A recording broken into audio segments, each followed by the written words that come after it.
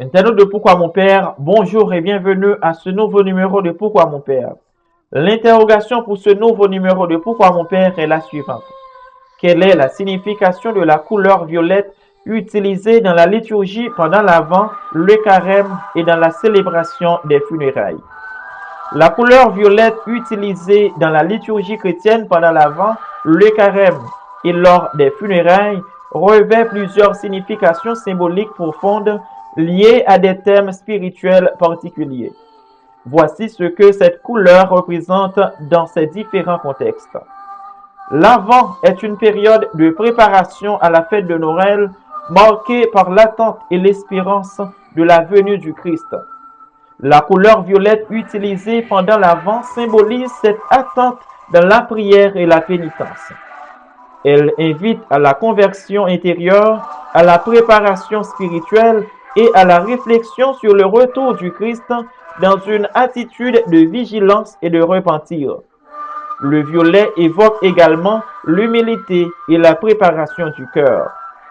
Pendant le carême, une période de 40 jours précédant la fête de Pâques, le violet est également utilisé pour signifier la pénitence et la conversion.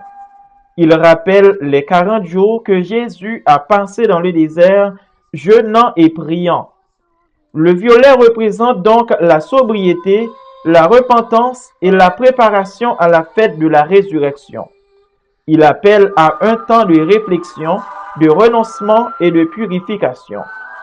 Lors des funérailles, la couleur violette symbolise la tristesse, le deuil et le respect pour la personne décédée. Elle reflète également la foi en la résurrection et l'espérance de la vie éternelle, car elle se situe entre la souffrance du deuil et la lumière de la résurrection. Le violet sert ainsi de rappel de la condition humaine fragile et du passage de la mort à la vie éternelle, une transition marquée par la foi chrétienne. En somme, dans ces trois contextes, la couleur violette évoque des notions de pénitence, de préparation, de réflexion et d'espérance.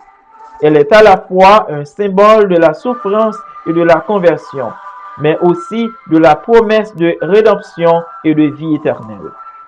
Si cette vidéo vous a plu, je vous prie de bien vouloir vous abonner à la chaîne YouTube de Pourquoi mon père ou me laisser un commentaire. Au revoir et à bientôt pour un nouveau numéro de Pourquoi mon père.